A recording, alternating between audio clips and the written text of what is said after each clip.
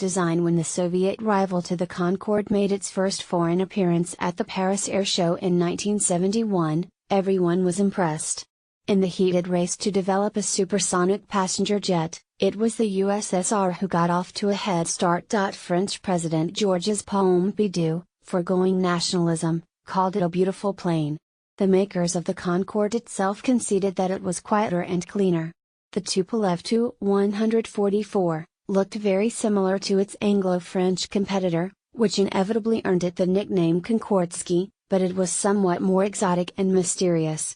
And the Soviets' track record in aerospace demanded respect. That same year, they had achieved the first probe landing on Mars, and launched the first space station. They seemed perfectly positioned to beat the West on supersonic passenger travel.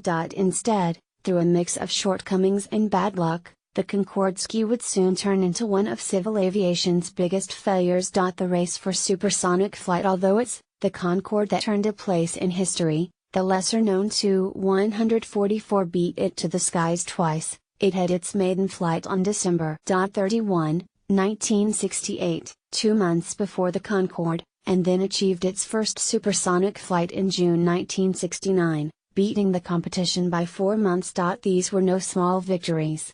The Americans were out of the supersonic race. Congress had cancelled funding to a similar Boeing project in 1971, but the program was still a badge of honor for the Soviet Union. Every effort was made to outshine the Concorde. Development started in the midst of a rivalry between two political systems. Ilya Grunberg, a Soviet aviation expert and engineering professor at Buffalo State University, said in an email. Expectations were high. The entire USSR was extremely proud of the Tu-144, and the Soviet people had no doubt that it was better than Concorde. And it was so pretty. Both planes were clearly ahead of their time, as civil aviation had barely just transitioned from props to jets. But their striking similarities have long fueled spy stories. The design of the Tupolev was not a result of espionage. Although they look alike, they are rather different planes with many different aspects. External similarities are based on functional criteria, unrequired parameters. But it is certainly possible that familiarity with the outlines of Concorde could have influenced some conceptual decisions, said Grunberg. The Tupolev was slightly bigger and faster than the Concorde, but its most distinctive feature was a pair of canards or winglets right behind the cockpit, which provided extra lift and improved handling at low speeds. A crash over Paris after stealing the show at the biggest event in the aviation industry in 1971. The Tu-144 did it again in 1973, but due to tragedy rather than triumph. The rivals were once again squaring off.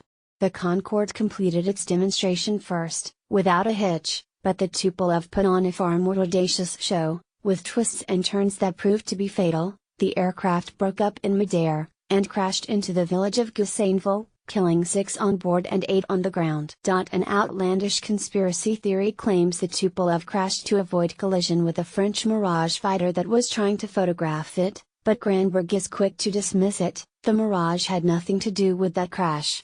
It was just speculation to divert attention from the real cause, which was drastic maneuvering of the Tu-144, that exceeded allowable stress limits.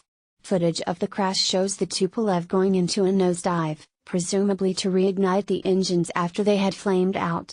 Under too much pressure, the wings broke off. The pilots attempted to impress the public and the world's press, to show that the Soviet plane could be sexier than the more conservative display of the Concorde. That's quite clear from the footage. 55 flights. That was the start of a downward spiral from which the Tu-144 never recovered. The Paris crash delayed the Soviet program by 4 years, allowing the Concorde to enter service first. But it didn't entirely convince the Soviets that the plane needed more testing.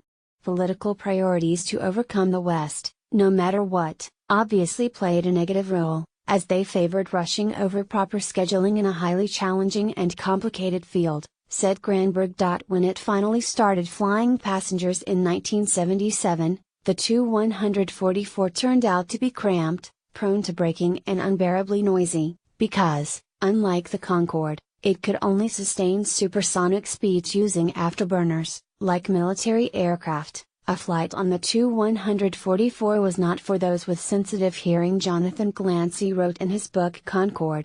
Aeroflot used the Tu-144 to serve the rather obscure 2-hour route between Moscow and Alma-Ata, now Almaty, then capital of Kazakhstan, chosen because it passed over sparsely populated areas.